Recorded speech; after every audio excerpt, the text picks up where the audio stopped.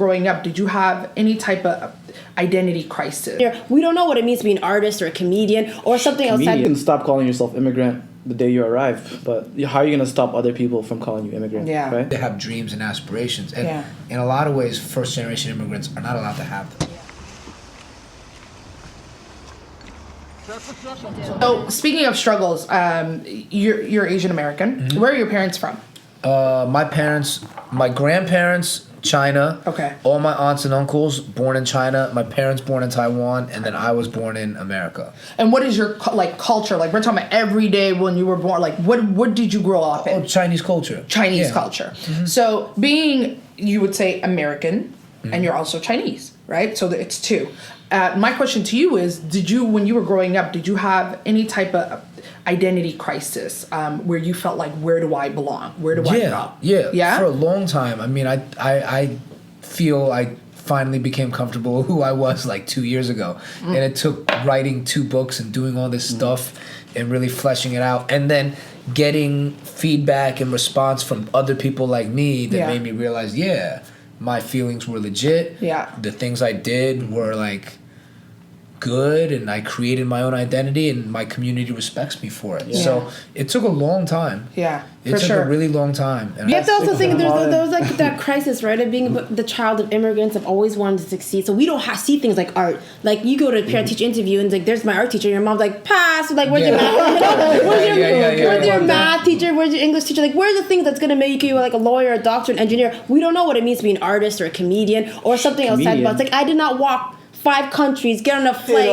become a refugee, so my child can be a writer. What you writing? You're writing, are you writing contracts? No, beat it, right? So you have that stress of just wanting to make it and just take care of them to a point where it can consume you, right? Like it's the hardest, like no one will understand the struggle.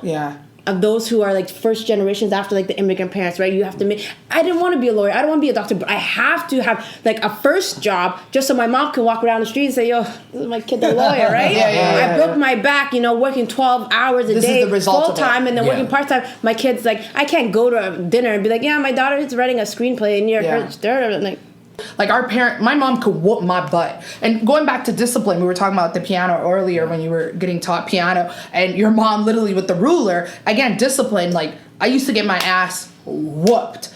Justified, by the way. Like my parents were not crazy, and I would not consider it abuse. Like I promise you, my parents did not abuse me. I did shit wrong, and they came after me for it because they're my parents. But my friends didn't see it like that, right? Like, so I'd go to school and I'd be mad or whatever, and they'd be like, "Oh my God, your dad hit you? Like, why?" And it makes you feel weird. I really struggle with the domestic violence thing because my parents would hit me, and I knew I did something wrong, and I understood it. But then people like at school found out we were getting hit. Like my brother had a mark on his face one day. So the cops came, and I was like, like we're that family now. And we were in the system, HRS. So then we had to go do counseling. And so that really fucked with me because I was like, wait, my parents are criminals. I'm a criminal. I don't know like what's going on. Am I a criminal? Are they criminals? Did I do it? Was it my fault? But then you start to question your parents and if they love you. But I think what you guys are both talking about, which is super interesting, is that the first generation experience, no one can understand it besides first generation immigrants. Because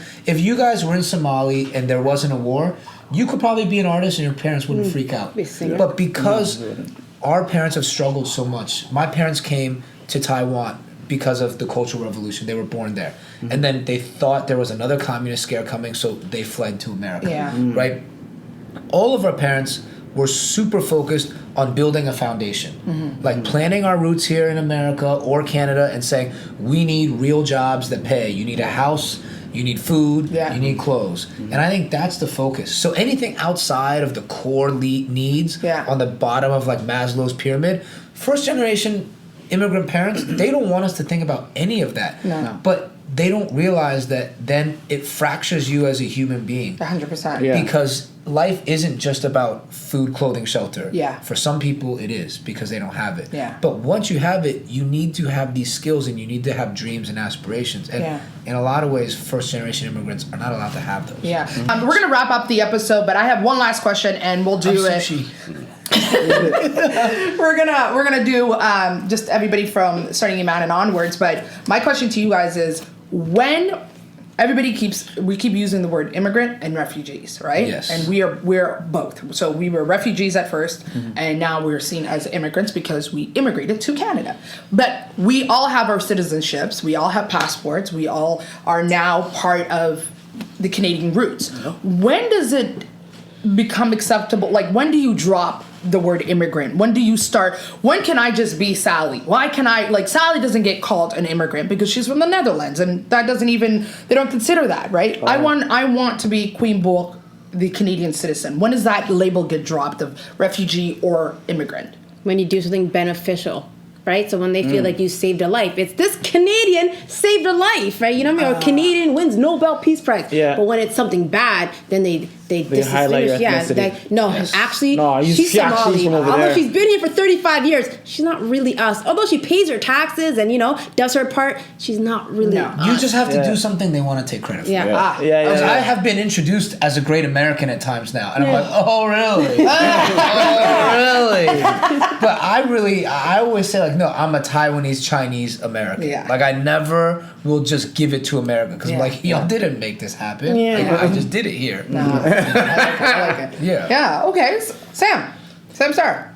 Well, you can stop calling yourself immigrant the day you arrive, but how are you going to stop other people from calling you immigrant? Yeah. Right? Yeah. So one thing you can do is like pick up the language and learn it very well. Do it better than the locals. Right. That's the first thing I would do, because once you have, because for me language is just a code. You pick it up and then you can learn other things with it, right? Yeah. So if you're good at, a language, you can learn way more, because with knowledge is power. Because without knowledge, you can't do anything. Yeah. Right. So learn. You can win being the president of a country. I thought the same thing as you, though. When I read Julius Caesar in school and I couldn't understand it, and all the other kids were like better at English and comprehension, Yeah. I had my mom take me to the library. I was like, Mom, I gotta learn English because Yes. I can't learn shit if I can't read this language. Exactly. So Yeah. Do you still speak? What is your mother tongue? Oh, Mandarin. Mandarin. So I still speak Mandarin. But it's funny, my parents' English got better now, and now they like speaking English on the phone. Yes. And I'm trying to speak Mandarin. Because you don't want to lose it? Come on. Yeah. So- Bueller. I just say, I guess, unpack when you get here as an immigrant family. Yeah. Just unpack. Like, And what does that assimilate. mean? Like, assimilate.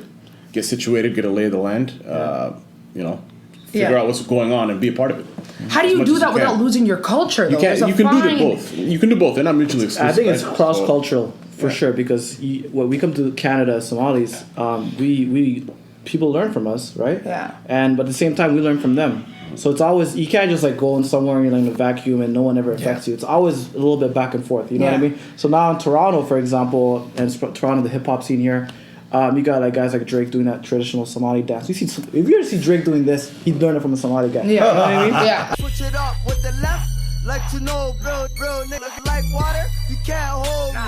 Style, everything I do, I'm a trendsetter, you feel me? What I wear, the way I dress, the way I talk, the way I walk, the way And then you got all these guys. Traditional Kowal. Somali The dance. words kowal. Kowal. Habad. You know what I mean? Yeah. The words say words like football. Like all these Yeah, words. yeah. This language for, because when I came to Canada. We're learning, and then all my neighbors were Jamaicans, and they barely just got here too, but we were just slightly fresher than them. Yeah. You know what I mean? So I'm like trying to assimilate, and I'm learning English at the same time I'm learning Jamaican patois. You know what I mean? So my patois game was so efficient that I could watch Shatas without any subtitles. Like I was good. You know? When I was by the age of 12, I was speaking Shatas. I understood it perfectly. But now it's like now everybody wants to learn Somali languages. You know what I mean? Yeah. So you got guys like Ryan Riddle's talking about Sakacha, and he's talking about, you know what I mean? Yeah. There's guys it's just the language is out in this hip hop thing, and now it's like is really a breaking point. Now it's just really opened up now. Mm-hmm. Everyone, go to any hood in Toronto, you're gonna see Somalis there. Yeah. Or people who somehow understand enough Somali. You can't talk shit about them. You know what I mean? For real. Yeah. Well, thank you so much, Eddie. Honestly, Thank to you. God, we are so appreciative to have you on the show. And I know food is your passion. And we want to, again, going back to the tips, you're going to be trying out Somali food. Make sure you have an empty stomach. Make sure you can take a nap afterwards. All right, so be ready for that. Yeah. That ethnic have a fatigue. washroom close by. Ethnic fatigue, I like that. What's it called? ethnic fatigue. Yeah. Fatigue, I like that. Such a politically correct. Or you could call it the itis. Make sure you have a washroom close by as well. A banana. banana. See, there's something the Forget the banana it just smooths out the balls, you know. And Somalis, they have high blood pressure. Yeah. The banana, the See, potassium. this is the second helps time with the he salt. said bowels, but I thought he said balls. This is the second time. I bowels. thought also he said black cock down earlier. I thought he said balls. banana. Did you not say balls? Yeah, he said bowels. Bowels. Bowels. Yeah, I thought he said balls too. I heard That's what I thought. I was like, question for you, bananas. Eddie. You were like the bananas wash out your balls. I gotta was like, speak what? What? I gotta speak better English. Hey, I got a question for you. English is fine. One question before we Yeah, wrap I up. like it. You have a restaurant, right? And you have Yeah. those bows, Bowels, right? yeah. So I saw you on Colbert, and what was the birdhouse bow inspired by? Oh, Robin Givens. Why? She's the biggest bird. Fucking love this. My nigga.